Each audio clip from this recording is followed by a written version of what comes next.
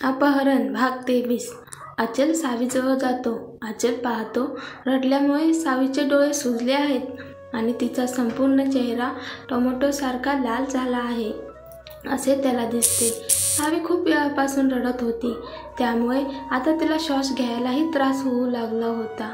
जेव्हा अचलने सावीला या अवस्थेत पाहिले तेव्हा त्याच्या मनाला खूप वाईट वाटलं। सावी समोर उभा असलेला अचल पाहून ती उठते आणि काही न बोलता निघून जाते, पण अचल तिचा हात धरतो आणि तिला पुन्हा बेडवर बसवतो। अचल सावीला म्हणतो, प्लीज तू असं रडू नको, तुझ्या मनात जे असेल ते मला सांग।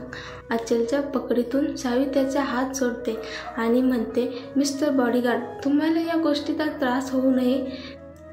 सावी असे म्हणतात सावीच्या डोळ्यातून पुन्हा अश्रू वाहू लागले। तेव्हा अचलला सावीसोबत नितीनने केलेले सगळे आठवते। अचल काहीच बोलत नाही।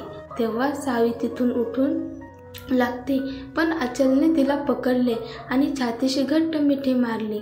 सावी काही काळ अचलपासून वेगळे होण्याचा प्रयत्न करते, पण अचलच्या मजबूत पकडीमुळे ती त्याच्यापासून वेगळे होऊ शकत नाही। आता सावीही अचलच्या कमरेभोवती हात गुंडाळते आणि ढसढसा रडू लागते। सावीच्या पाठीला हात लावत अचल म्हणतो, प्लीज सावी, रडणे थांबव, नाहीतर माझ्या हातून किती मोठी चूक होईल हे मला माहीत नाही। सावीच्या अश्रूंनी अचलचा शर्ट भिजत होता। सावी रडत रडत म्हणते, तू मला शोधण्यासाठी का नाही आला? आता माझ्या अश्रूची काळजी का करतोस? अचल सावीला म्हणतो, सावी, मी तुला खूप शोधण्याचा प्रयत्न केला, मलाच माहिती मी किती घाबरलो होतो। अचल मनातल्या मनात म्हणतो, मलाच कळत नाही की मला इतका परिणाम का वाटतोय, तुझे अश्रू मला अस्वस्थ का करत आहेत? सावीच्या अश्रूंनी अचलचा शर्ट पुन्हा एकदा ओला होऊ लागला। अचल सावीवर आपली पकड घट्ट करतो आणि म्हणतो, असं काही पुन्हा होऊ देणार नाही, पण प्लीज असं रडू नकोस, तुझे अश्रू माझे जीव काढून घेत आहे। एवढे बोलून अचल सावीच्या माथ्यावर किस करतो। सावीच्या डोळ्यात अजूनही अश्रू आहेत, पण तिच्या ओठावर गोड हसू आहे। दुसऱ्या दिवशी सकाळी जेव्हा अचल डोळे उघडल्यावर त्याला त्याच्यावर भार जाणवतो।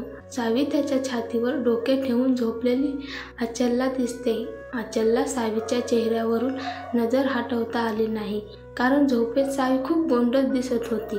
अचल काही वेळ सावीकडे पाहत राहतो आणि मग हळुवारपणे सावीला त्याच्यापासून दूर नेतो। अचल सावीच्या डोक्याखाली उशी ठेवतो आणि तिला ब्लँकेटने झाकतो। निघण्यापूर्वी अचल सावीच्या कपाळावर किस करतो आणि खोलीतून बाहेर पडतो। अचल खोलीतून बाहेर पडताच सावीने डोळे उघडले आणि उशीत चेहरा लपवत हसायला लागली। अचल बाहेर जातो आणि कियाराला कॉल करतो आणि म्हणतो, थोड्या वेळाने अभि आणि मीराला घेऊन इकडे ये। काही वेळानंतर सावी रेडी होऊन खाली हॉलमध्ये येते। हॉलमध्ये अभि आणि मीराला पाहून सावी खूप खुश होते।